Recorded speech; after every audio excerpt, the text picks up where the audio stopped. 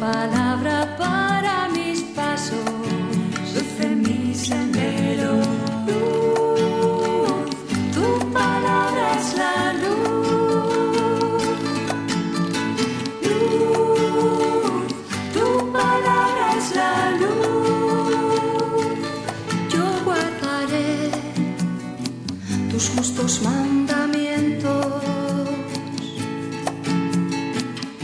Señor, dame vida según tu promesa. Lámpara es tu palabra para mis pasos, luz en mi sendero. Lámpara es tu palabra para mis pasos, luz en mi sendero. Luz, tu palabra es la luz.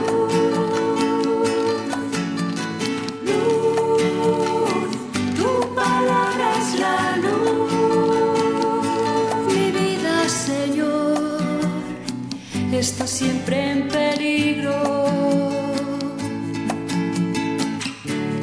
pero no olvido tu voluntad.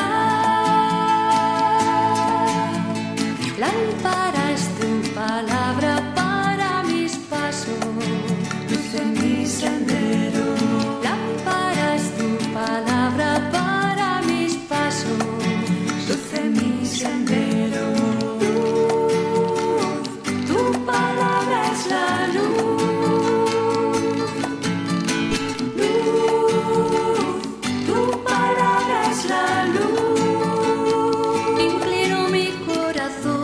Buenas tardes, queridos hermanos, hermanas oyentes de Radio Anglicana, la radio de la Iglesia. Bienvenidos a una emisión más de su programa La Palabra Hoy.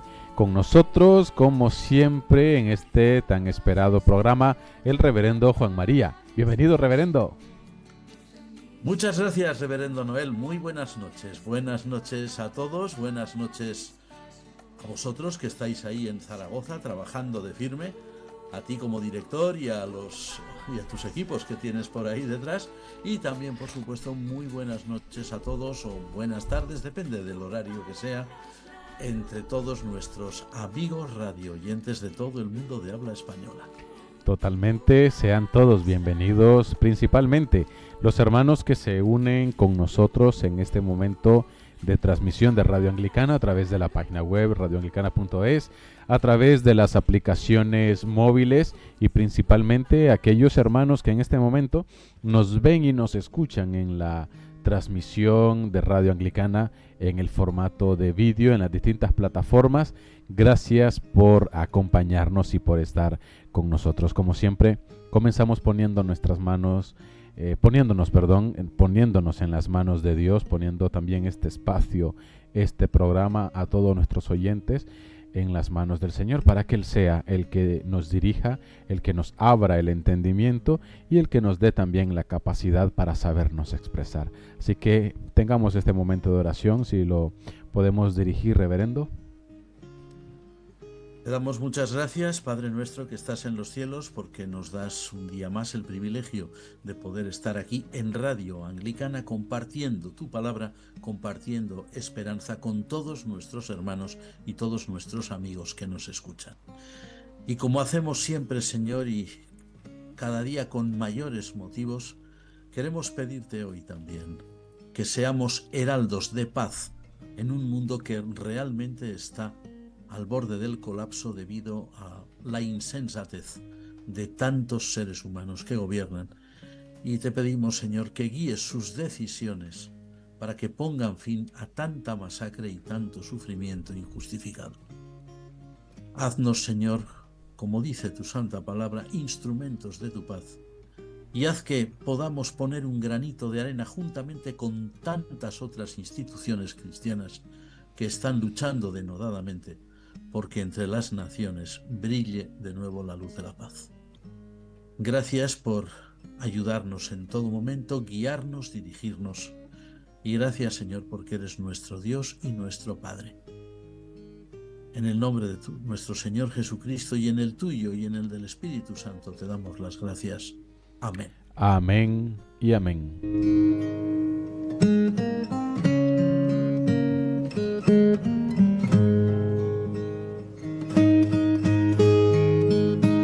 Bueno, para todos nuestros oyentes que estaban muy a la expectativa del espacio y que también por asuntos pastorales de gran urgencia y de extrema gravedad, pues no habíamos podido emitir en las emisiones anteriores, pero hoy vamos a continuar con estas reflexiones en torno a este segundo libro de los Reyes, que ya hemos iniciado con una maravillosa introducción a lo que es el libro, una introducción general a todo el libro, donde también animamos a nuestros oyentes para volver a conectar, que puedan en cualquier momento en nuestro canal de YouTube. Ahí tienen disponible el programa anterior, esa introducción general al segundo libro de los Reyes, y hoy pues vamos a entrar de lleno en el contenido de este libro. El tema que hoy nos ocupa es el fin del ciclo de Elías, así titulamos este segundo encuentro en torno a Segunda de Reyes, y el texto de referencia que vamos a emplear es Segunda de Reyes capítulo 1, para nuestros oyentes que puedan también pues ir siguiendo este espacio también con las escrituras, y les animamos que si en el transcurso del programa tienen alguna inquietud, alguna pregunta, alguna duda que quieran o algún aporte que quieran hacer, pues puedan hacérnoslo a través de nuestro WhatsApp, que ya tenemos la línea del WhatsApp de Radio Anglicana, ya la tenemos abierta, así cualquier interacción o cualquier duda, pues estamos conectados a través de la aplicación de WhatsApp, del WhatsApp de Radio Anglicana. El fin del ciclo de Elías, nuestro tema de hoy.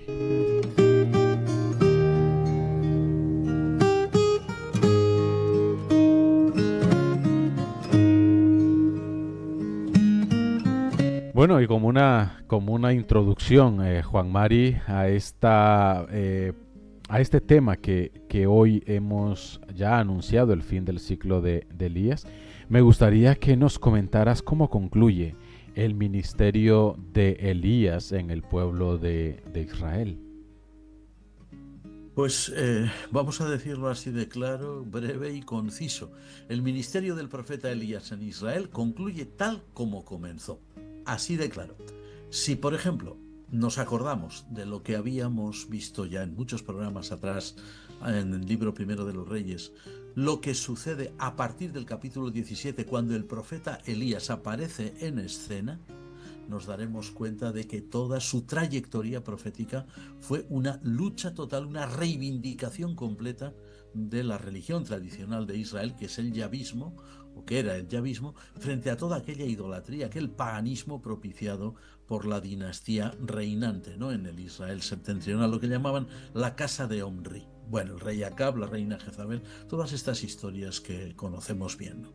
Pues el último gran acto, que es el que nos presenta este capítulo que acabas de introducir tú, el último gran acto de Elías es en este sentido también una condena total de la práctica idolátrica de la Casa Real de Israel, es decir, lo mismo que había comenzado.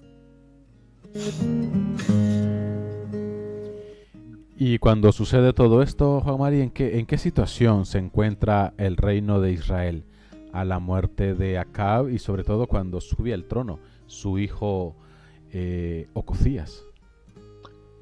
Lo que leemos en este capítulo primero del libro segundo de los Reyes, y ya incluso en el primer versículo, nos deja entender gravemente que en cuanto muere el rey Acab, que había sido, según parece, un rey militarmente muy fuerte, pues el reino empezó a mostrar signos de decadencia, signos de debilidad. Ahí se nos habla, por ejemplo, de una sublevación de todo un pueblo contra los israelitas, el pueblo de Moab, la nación de Moab a la que ellos habían dominado. Claro, esta sublevación de Moab lo que hace es permitirnos anticipar de alguna forma todas las pérdidas territoriales que el Estado de Israel del norte, iba a ir sufriendo poquito a poco hasta llegar a su fin. O sea, de haber sido un Estado fuerte, un Estado bien reconocido, incluso por la documentación histórica asiria, ¿no?, Bueno, pues en tiempos del rey Omri, en tiempos del rey Acab, pues ahora resulta que se estaba iniciando un proceso de descomposición interna, un proceso de decadencia que iba a acabar con el reino de Israel en unos pocos cientos de años. Y sobre la actitud de Ococías, Juan Mari, me gustaría que nos comentaras qué podemos ver, ¿no?, en esa actitud que tiene Ococías cuando pretende consultar a un dios pagano. Ahí es una cosa que es realmente sorprendente, ¿verdad? Además, si nos damos cuenta, este rey Ococías, que es el hijo de Acab, el que hereda el trono de aquel rey, de aquel rey Acab, que habíamos mencionado antes, es curioso que su nombre, Ococías, esa terminación en Ías, que en hebreo es Yahu, ¿eh?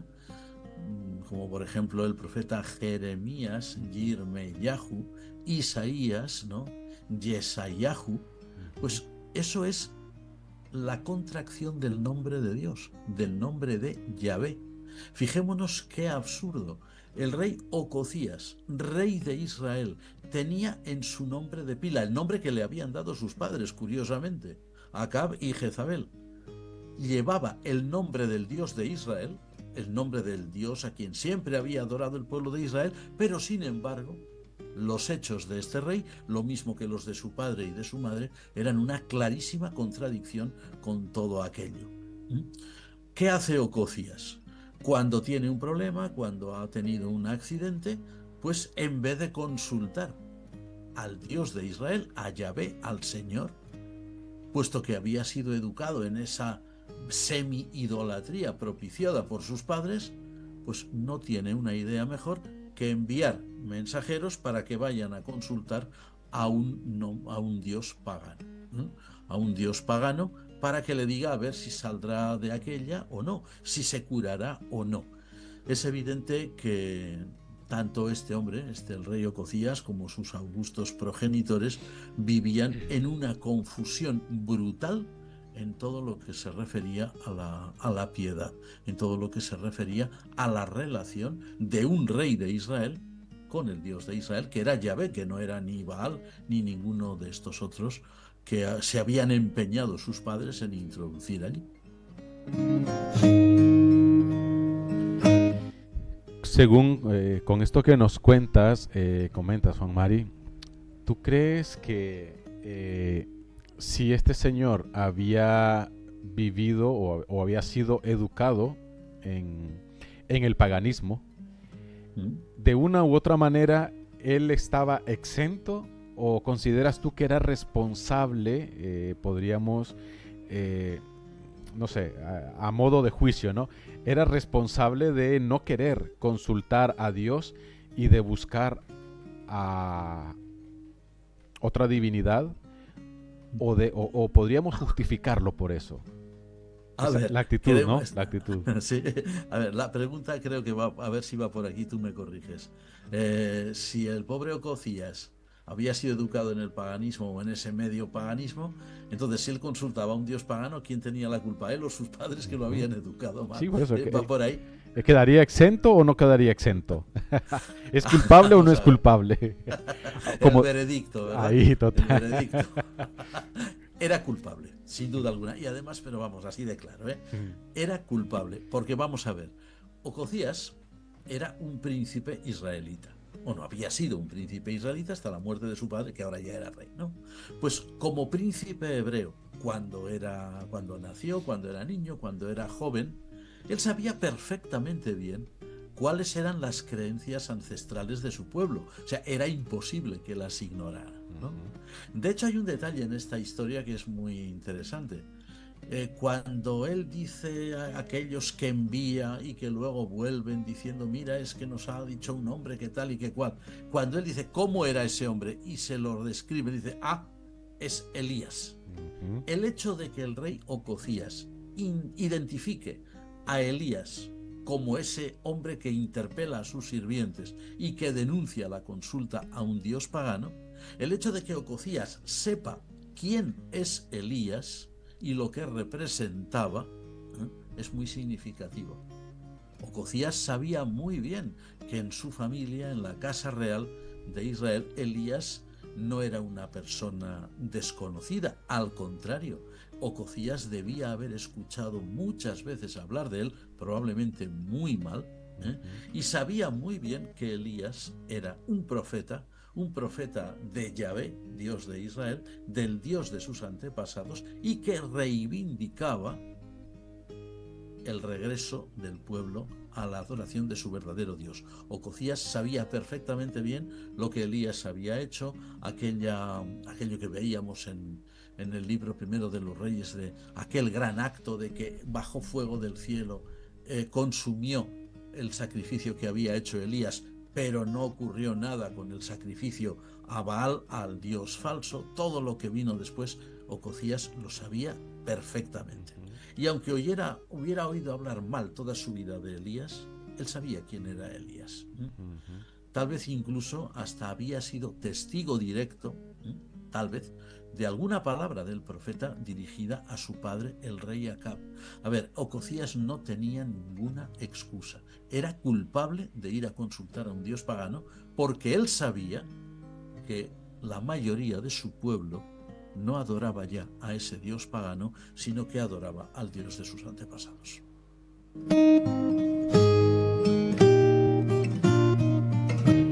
¿Y a qué Dios consulta, Juan Mari? Pues es un Dios muy curioso porque está en una ciudad que se llama Ecrón. Su santuario está allí, en esa ciudad que se llama Ecrón, y el texto sagrado, tal como lo leemos aquí, lo nombra como Baal Zebub. Baal Zebub significa el señor de las moscas. A ver, muy posiblemente no se llamara así, Posiblemente el nombre auténtico de ese dios, de esa divinidad, era Baal Zebul, o sea, el señor príncipe. Claro, lo que Baal Zebub, que suena a burla, ¿no? Señor de las moscas, podría muy bien ser una especie de burla denigratoria que los escribas judíos, al copiar el texto, pues simplemente con cambiar una letra, en vez de una L o una Lamed, poner una B o una Bet, como es en el alefato hebreo, pues sonaba distinto, de el señor príncipe al señor de las moscas. Varias veces encontramos en el Antiguo Testamento textos con nombres de personas que, debido a su vinculación con el culto de Baal, del dios Baal, pues viene el nombre un poquito alterado. Y de esa forma, pues cuando se leería eso en público, pues provocaría la hilaridad, provocaría la risa, ¿no? Es decir, bueno, mira, ¿a qué Dios adoran estos? Pues, ¿o a qué Dios consultó el pobre Ocosías? Pues ni más ni menos que al señor de las moscas. Eso probablemente hacía reír a muchos judíos cuando escuchaban después este texto. Era un Dios, se supone, un Dios que sanaba, ¿no? A ver, en la antigüedad, no solamente en Palestina o en la tierra de Israel, sino en muchos lugares, en muchas zonas, existían santuarios de sanidad, santuarios de curación, y eran muchísimos los peregrinos que iban a esos santuarios, a veces haciendo una serie de ceremonias muy curiosas para ver si podían conseguir la curación, ¿no? Pues este Baal Zebul, al que llaman Baal Zebub para burlarse, debía ser uno de ellos. Rápidamente, Juan Mari, nos preguntan, ¿Baal Peor es el mismo?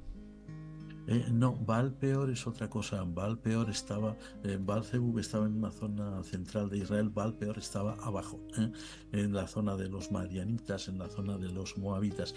Pensemos que había muchos santuarios que tenían el nombre de Baal. Baal Peor, Baal Zebul o Baal Zebub, como dice este. Hay también algún otro por ahí que es Baal Berit. Encontramos varios. Eran, como si dijéramos, distintas advocaciones de un solo Dios cananeo. Y otra cosa, Rabe, de ahí sale también el nombre de Belcebú, ¿no? Sí, efectivamente. Es el nombre de uno de los demonios. Sí, que es el nombre de uno de los demonios, efectivamente. Lo menciona Jesús en el Nuevo Testamento, ¿verdad? Sí. Cuando dice, si yo arrojo Con el los poder de Belcebú. demonios, claro, entonces vuestros hijos, ¿en nombre de quién los arrojan? En realidad se había convertido en un nombre burlesco Sí, para los judíos, ¿no? pues Una cosa de, mira, qué absurdo, ¿no? Una cosa así. sí. En ocasiones anteriores habíamos hablado de esto, si mal no Mm, recuerdo, Juan Mari, si no me corriges, mm, donde cuando se hablaba del culto a los Baales, creo que fue también en sí, Primera de Reyes que estuvimos hablando del sí, culto sí, a los sí. Baales, hablábamos de que existía esta confusión entre Baal y Total. Adonai o el Señor, Sí. porque Ujú, ambos términos significan lo mismo. Baal efectivamente. significa Señor, ¿vale? Sí. Sí, entonces esto había causado confusión.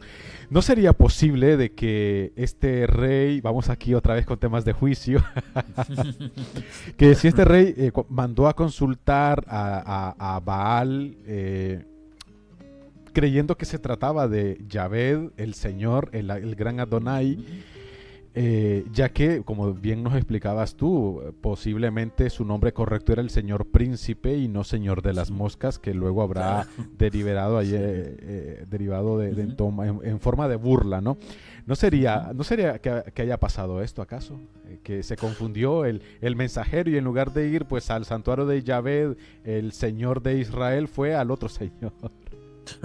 Sí, como si no supiera dónde ir, ¿no? Decir, Sí, bueno, pues sí. o a la ¿Qué derecha o a la santuario izquierda, me queda más cerca? Pues este, pues aquí porque quedamos. me voy a encontrar con lo mismo, ¿no? Probablemente había este tipo de confusión y sin duda en el pueblo de Israel la hubo durante Ujú, mucho tiempo, durante siglos enteros. ujú, Lo que ocurre es que ya en la época en que reinan en Israel esta dinastía de Omri con Omri, que es el primer rey, luego su hijo Acab, ahora con su hijo Ococías, lo que ocurre es que en estos momentos ya el ministerio de profetas como Elías, ¿no? Pues habían dejado muy clara la diferencia entre lo que era el Dios verdadero, o sea, el verdadero Señor, Yahvé, y esos dioses falsos a los que llamaban también señores, ¿no? O ujú. a los que llamaban Baales, ¿no? Además que aquí había otro problema. A ver, a santo de qué, vamos a decirlo así, ir a consultar Ujú, a un santuario extranjero que estaba en tierra pagana, fuera de Israel, ujú, en vez de ir a consultar en la propia tierra de Israel, donde subsistían santuarios tradicionales consagrados al Dios único. A ver, probablemente nunca hubiera ido a consultar a Jerusalén, al templo de Jerusalén, claro que ujú, no, pero tenían un santuario en Betel, tenían un santuario en Dan, sí, tenían algún otro más que eran santuarios tradicionales de la época patriarcal, ¿no? Que estaban consagrados al Dios único, al Dios de Israel. A ver, Ococías en realidad no tuvo excusa alguna, porque por mucha confusión que él tuviera en su cabeza, en su mente, diciendo, bueno, si da igual, Baal es el Señor, pues Baal, pues por Baal, el que me pille más cerca, ¿no? ujú, Pero no había excusa en el sentido de que Ococías sabía muy bien que había santuarios del Dios de Israel en su propia tierra. No tenía por qué haber ido a consultar a un santuario extranjero, ¿no? Aunque creyera que la divinidad era la misma, ¿no? Aunque él por confusión dijera, bueno, sí. pues si es Baal es lo mismo que Yahvé. Aunque hubiera tenido esa confusión, no era, no se excusaba, no se justificaba.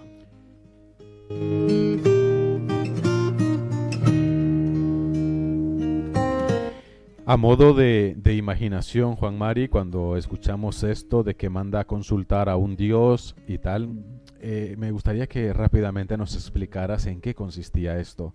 Porque vemos bueno, nos lo pregunta uno de nuestros oyentes, porque en reiteradas ocasiones vemos que cuando hay una película, pues se va a consultar al oráculo de los griegos, de tal, de cual, y pues llegaban allí donde los sacerdotes, estos entraban en trance y empezaban a decir lo que en el trance la divinidad o el dios les revelaba como un mensaje personal o privado para esa persona. Según lo que conocemos nosotros del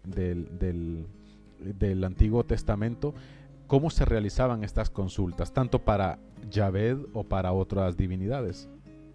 En el caso, por ejemplo, del santuario este de Baal-Zebul, o Baal-Zebub, como leemos aquí, Sí. ¿no? Aunque sepamos que es un nombre burlesco. Bueno, pues en este tipo de santuarios lo que se hacía normalmente para hacer una consulta era enviar una ofrenda. Es decir, envía el rey Ocosías a gente que va a consultar, pero no lo dice porque no es necesario, porque se sobreentendía. Estos emisarios llevaban una ofrenda para ese santuario y una ofrenda para ese dios. Entonces lo que se hacía era presentándose, llegando hasta los sacerdotes de ese santuario, haciendo la ofrenda, diciendo, en el caso este sería, bueno, nosotros venimos de parte de Ocosías, rey de Israel, que pregunta si saldrá de la enfermedad en que está o del accidente que ha sufrido, si podrá recuperarse. Los sacerdotes, lógicamente, recibirían la ofrenda y sobre todo si era abundante, pues con gran alegría, y automáticamente ejecutarían una serie de ritos que tenían, se suponía, para invocar a esa divinidad, para invocar a ese dios y para que el dios respondiera.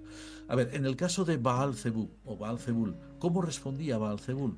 Hombre, pues no lo sabemos, pero a ver, por ejemplo, el dios Apolo de los griegos en el santuario de Delfos sí que respondía, según decían, a través de una mujer, una sacerdotisa, que era la pitonisa, que entraba en trance, ¿no? Entraba en trance, pues tomando ciertas cosas, aspirando ciertas cosas. En el caso de Baal-Zebul, concretamente, pues no tenemos información sobre ello, pero es muy posible que fuera algo parecido, o bien, si no entraba nadie en trance, otra de las formas que habían de este tipo de consultas en otros santuarios y otros dioses es que algún sacerdote, diciendo que estaba inspirado, aunque no cayera en trance ni nada, escribiera una respuesta en un trozo de papiro y se la entregara a los emisarios, ¿no? Y en esa respuesta venía también, o en esas palabras venían, la solución del problema, ¿no? Y muchas veces la solución del problema era algo así como: el rey Ocosías, vamos a imaginar en este caso, se curará de su accidente o se recuperará de su malestar si ofrece un sacrificio al dios Baal-Zebul, viniendo aquí o en donde esté, que ofrezca un sacrificio a Baal-Zebul en frente de un sacerdote enviado por nosotros allí, ¿no? O que haga todavía una ofrenda mayor, una cosa por el estilo. Pero era siempre, lo que sí es seguro, es que este tipo de consultas eran siempre pues una especie de toma y daca, ¿no? O sea, el oferente, ya fuera la propia persona o en este caso emisarios, hacían la petición, pero tenían que compensar esa petición con algo. El dios o la divinidad esta supuestamente respondía a través de un sacerdote, a través de alguien, a través de otro, a través de un profeta propio de ese santuario, como era la pitonisa en Grecia, en Delfos, y esa respuesta se llevaba o se daba a la persona que había hecho la consulta, ¿no? Y normalmente esa respuesta siempre incluía más cosas que había que hacer, porque lógicamente, vamos a decirlo claro, estos santuarios de curaciones eran uno de los negocios más lucrativos de toda la antigüedad. Porque no era solamente una persona que de vez en cuando iba allí, ¿no? Aquí daría la impresión el texto de que, bueno, Ocosías estaba mal y envió allí a consultar, pero es que no sería el único, es que aquel santuario estaría lleno de gente que estaría siempre haciendo consultas, ¿no? Incluso hay por ahí algún caso en la literatura griega,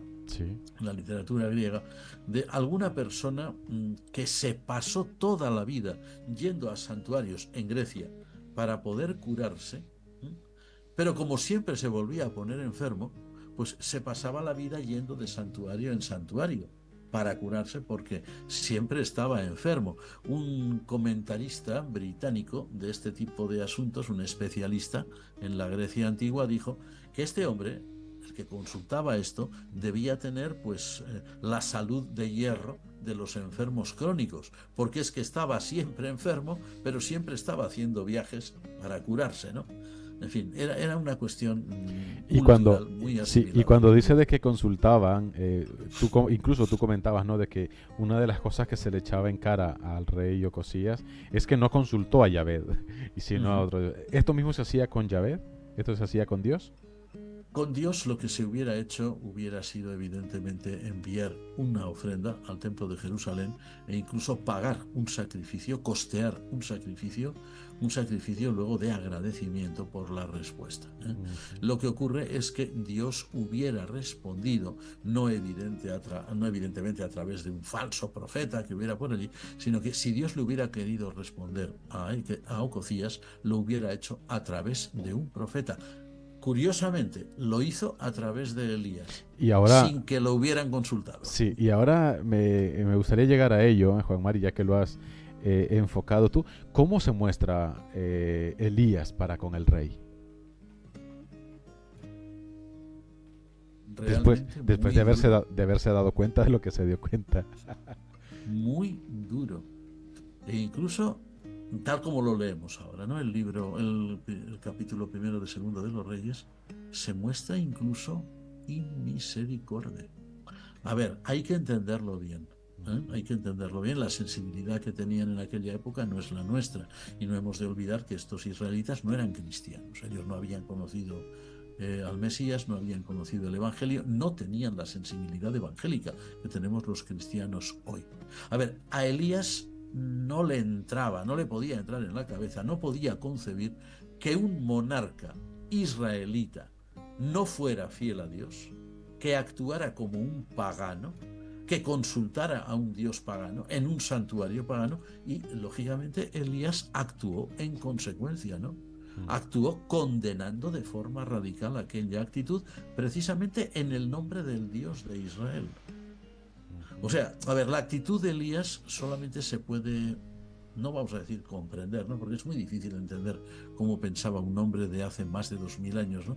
Totalmente. Y además del Medio Oriente, judío, no como nosotros, no occidental, ¿no? La actitud de Elías, más que comprenderse, puede vislumbrarse así como de lejos, pues en un medio vital de pura supervivencia. O sea, un momento en el que el yavismo tradicional hebreo estaba luchando frente a un poder civil que era paganizante, totalmente paganizante. O sea, no es fácil para nosotros, desde nuestra óptica, ¿no? Desde nuestro punto de vista cristiano y occidental, calibrar todo lo que estaba en juego en aquel momento.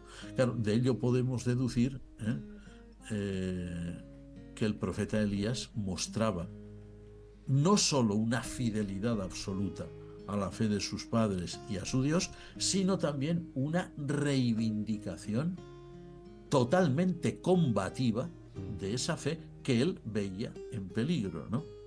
Claro, no podemos entender demasiado de todo ello, ¿no? Pero sí que entendemos que Elías actuó con una clara idea de fidelidad. Claro, el asunto es que la manera en que, como decíamos, ¿no? La pregunta que hacías, ¿no? ¿Cómo actuó Elías o cómo trató Elías al rey, ¿no? ¿Cómo se mostró Elías para con el rey? Muy duro, realmente muy duro, muy condenatorio, prácticamente inmisericordia. Vamos a acelerar un poquito, Juan Mari, y aquí uno Muy de bien. nuestros oyentes nos pregunta, bueno, nos hace una introducción y nos pregunta, Elías aparece nuevamente confrontando al rey por consultar a Baal-Zebú en lugar de buscar al Señor. ¿Qué podemos nosotros aprender en este episodio sobre la fidelidad a Dios en medio de una sociedad que busca respuesta o seguridades en otros dioses? La respuesta nos la da ya nuestro amigo, nuestro hermano, de forma implícita. A ver, el creyente cristiano como somos nosotros hoy, que no somos ya israelitas del Antiguo Testamento, nosotros, nuestra única seguridad real, únicamente podemos encontrarla en nuestro Señor, en el Dios Padre revelado en Jesucristo. A ver, es verdad que la sociedad busca muchas seguridades en muchas cosas, pero el creyente tiene que ser lo suficientemente, no ya inteligente, sino incluso maduro, vamos a decir así, para saber, por la propia experiencia vivida, si no por otra cosa más, que en realidad en este mundo seguridad absoluta no existe nunca. Hacíamos ahora en la oración inicial referencia a la guerra en el Oriente Medio y en otros lugares. Podemos pretender que vivimos muy seguros, pero si ahora mismo cae un misil donde nosotros vivimos que no vemos llegar, se acabó la seguridad y se acabó todo. A ver, el creyente únicamente puede confiar en Dios. Puede confiar en Dios porque todo lo demás, pues es como dicen, contingente, es perecedero, ¿no? Nosotros debemos caminar en esta vida confiando en Dios y buscando la dirección de Dios. Que Dios muchas veces nos permita disfrutar de muchas cosas buenas de esta vida, eso está muy bien y es todo un don de Dios, pero debemos ser conscientes de que solo en Él está nuestra seguridad, en ninguna otra cosa. Y el episodio de los batallones de los soldados israelitas muertos por ese fuego celestial, Juan Mari, ¿qué indica ese episodio? ¿Qué podemos aprender de ese episodio? Es un episodio de los más duros de la Biblia y, como algunos han dicho alguna vez, de los más injustos de la Biblia. Bueno, ¿qué culpa tenía aquella pobre gente de que el rey los enviara, verdad? A ver, este episodio, si lo leemos intentando extraer una enseñanza para nosotros, este episodio representa pues el poder divino frente a las fuerzas del mal, ¿no? Por aquella compañía militar, que eran muy soberbios, que estaban muy pagados de sí mismos, muy autoritarios, y que en el fondo eran pues secuaces del paganismo israelita, ¿no? Del paganismo de la corte, porque podían haberse rehusado, ¿no? Pero en fin. En Primero de Reyes, capítulo 18, si recordamos, el fuego del cielo, que quizás indica un rayo, simplemente una forma de hablar de los antiguos, había caído sobre un altar sacrificial elevado por Elías en su pugna con los sacerdotes y profetas, ¿no? Ahora, este nuevo episodio es un remedo de aquel, ¿no? Ahora también cae el fuego celestial, pero ahora no cae sobre un sacrificio, ahora cae sobre unas fuerzas hostiles, que en realidad se manifiestan como adversas o como enemigas del profeta que representaba a Dios. Y una cosa más, con esto finalizamos, que ya nos estamos quedando sin tiempo, Juan Mari. Nuestro Señor Jesucristo, hubo un momento en el que corrigió, reprendió, como lo quieran ver algunos, a Santiago y a Juan, porque ellos tuvieron ahí un momento enfadado. Señor, ¿quieres que mandemos a caer fuego del cielo sobre esta gente? ¿Qué podríamos aprender nosotros de lo que enseña nuestro Señor al respecto? Está claro que Jesús no apoyó. No aprobó, no dio su beneplácito a aquella actitud de Santiago y Juan, que lo que querían era que un cierto lugar de Samaria desapareciera, ¿no? Alegando que lo que había hecho Elías. A ver, no es fácil, no siempre es fácil comprender el Antiguo Testamento, ¿no? Sobre todo cuando se expresa de maneras muy determinadas en las que no resulta demasiado accesible para nosotros, ¿no? Y nunca queda claro de si se trata hechos reales acaecidos o son interpretaciones de hechos que acaecieron o construcciones literarias y teológicas, catequéticas, escritas por alguien que reflexionó sobre ello, ¿no? Ahora, por otro lado, también existe el peligro de querer remedar nosotros hoy hechos que no tienen nada que ver con el mensaje del Evangelio, ¿no? La actitud de Cristo, que no aprobó la manera en que sus discípulos reaccionaron, es capital. Y no solamente para enfocar este episodio del ciclo de Elías, sino para enfocar el conjunto del Antiguo Testamento. O sea, Jesús, reconociendo que la gente que escribió el Antiguo Testamento tenía una visión muy particular de las cosas, Jesús quiere dar otra. Es el punto de vista del Dios verdadero. El Dios verdadero no actúa como si fuera un personaje a quien se le desata una ira descontrolada que no puede dominar, sino que el Dios verdadero es alguien que es misericordioso y que muchas veces, lo que va a hacer es destruir a sus enemigos, precisamente transformándolos, como hizo con Saulo de Tarso, que se convirtió en el apóstol San Pablo. Es decir, es muy diferente el enfoque. Lo que nos narra el libro segundo de los Reyes es el punto de vista de gente que vivió en la época del Antiguo Testamento. Pero transportar eso más tarde era un error. Ese error es el que cometieron Santiago y Juan o Jacobo y Juan, y Cristo nuestro Señor les reprendió por su falta de caridad. Totalmente. Son dos puntos de vista distintos y nosotros, lógicamente, pues nos acogemos al más exacto, que es el punto de vista de Jesús. Y el que da el verdadero rostro el rostro de Dios. Así que con esto finalizamos, Juan Mari. Hoy hemos cumplido la meta con el tiempo. Así que muchísimas gracias por tu tiempo. Principalmente gracias a nuestros oyentes que nos han enviado sus mensajes, que han estado interactuando. Muchísimas gracias, porque esto le da vida al espacio. Total, hace el espacio. Ya lo creo que sí. Nos lo están haciendo nuestros amigos al otro lado. Así es que, bueno, pues muchísimas gracias, queridos hermanos. Ha sido todo lo que teníamos preparado para este día, más los aportes que también hemos recibido de nuestros oyentes en este programa de la palabra hoy. Como siempre, agradecemos a todos por acompañarnos. Agradecemos al reverendo Tellería también por el tiempo que comparte con nosotros y los conocimientos que comparte con nosotros. Y os agradecemos a vosotros que estáis ahí, y a ti que estás ahí dirigiendo, y a todos tus equipos que tienes ahí. Muchas gracias.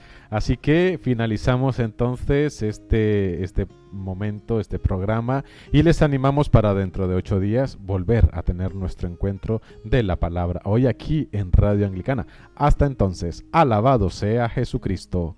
Amén.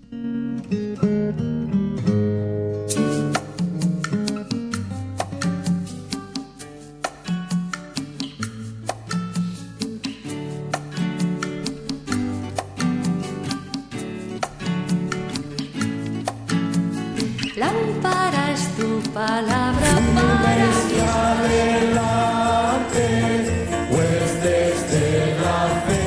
Usted está en sintonía de Radio Anglicana, transmitiendo vía internet en www.radioanglicana.es. También puede escucharnos en su dispositivo móvil, descargando nuestra aplicación para Android e iOS.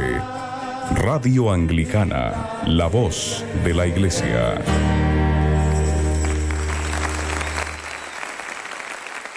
Son las 8 de la tarde y 42 minutos. La radio donde encuentras todas las